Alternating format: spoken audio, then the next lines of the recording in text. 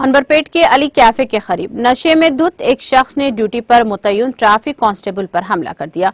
तफसीलात के मुताबिक ड्यूटी पर तैनात नाका राजू नामी ट्रैफिक कांस्टेबल पर 25 साला रोहित नामी नौजवान जो नशे में धुत था इस वक्त हमला कर दिया जब मूसी राम बाग पुल का काम चल रहा था।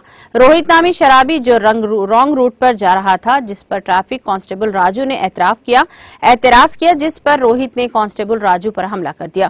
कांस्टेबल नागा राजू ने बताया कि हमलावर रोहित अनवरपेट का रहने वाला है और इसके खिलाफ अनवरपेट पुलिस स्टेशन में शिकायत दर्ज करवाई गई है। ट्रैफिक इंस्पेक्टर ने बताया कि रोहित सड़क के बीच में था और ड्रंक एंड ड्राइव टेस्ट में इसके 199 पॉइंट्स पाए गए। अनवरपेट पुलिस ने रोहित को गिरफ्तार करके इस सिलसिले में एक मुकदमा दर्ज करके अदालती तहवील में दे दिया।